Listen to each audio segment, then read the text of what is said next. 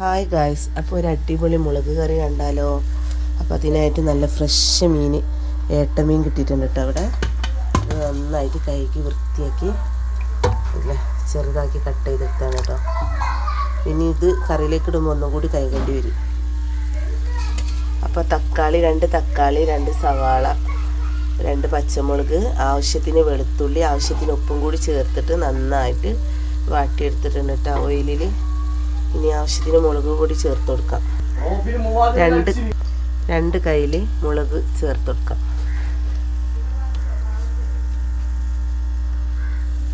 അരക്കയ്യിൽ മല്ലിപ്പൊടി കൂടി ചേർത്ത് കൊടുക്കാം. എന്നിട്ടിത് നന്നായിട്ടൊന്ന് മിക്സ് ചെയ്തെടുക്കാം കേട്ടോ. ഇനി ഇതിലേക്ക് ആവശ്യത്തിന് പുളിവെള്ളം ചേർത്ത് കൊടുക്കാം.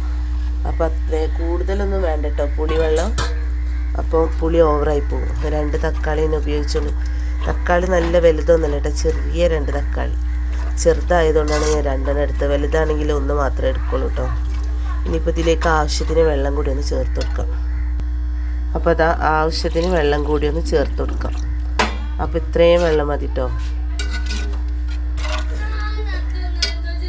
അപ്പോൾ കറി നന്നായിട്ടൊന്ന് തിളച്ച് വരട്ടെ കേട്ടോ. അപ്പോൾ അതാ കറി നന്നായിട്ട് തിളച്ച് വന്നിട്ടുണ്ട് കേട്ടോ. ആ പച്ചമണക്ക് മാറി കിട്ടിയിട്ടുണ്ട്. ഇനിയിപ്പോൾ ഇത് മീൻ നന്നായിട്ട് കഴുകിയിട്ടുണ്ട്. ഇട്ടൊക്കത്തേക്ക്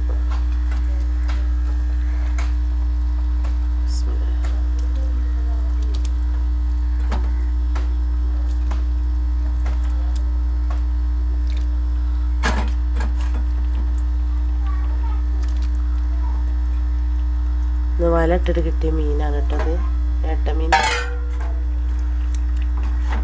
നന്നായിട്ടൊന്ന് മിക്സ് ചെയ്ത് കൊടുക്കും. ഇനിയിപ്പോൾ ഇതൊന്ന് അടിച്ച് വെച്ചിട്ട് തിളപ്പിച്ചെടുക്കാം. അപ്പോൾ ഗായ്സ് കറി കാണിച്ചു തരാം കേട്ടോ. കണ്ടില്ലേ,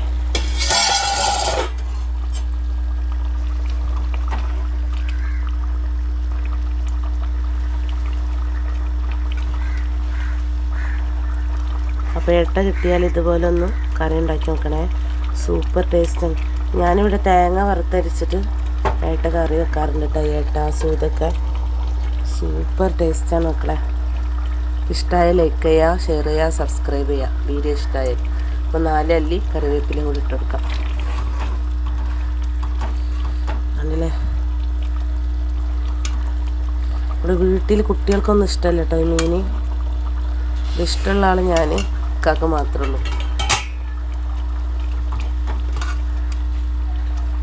അല്ലേ,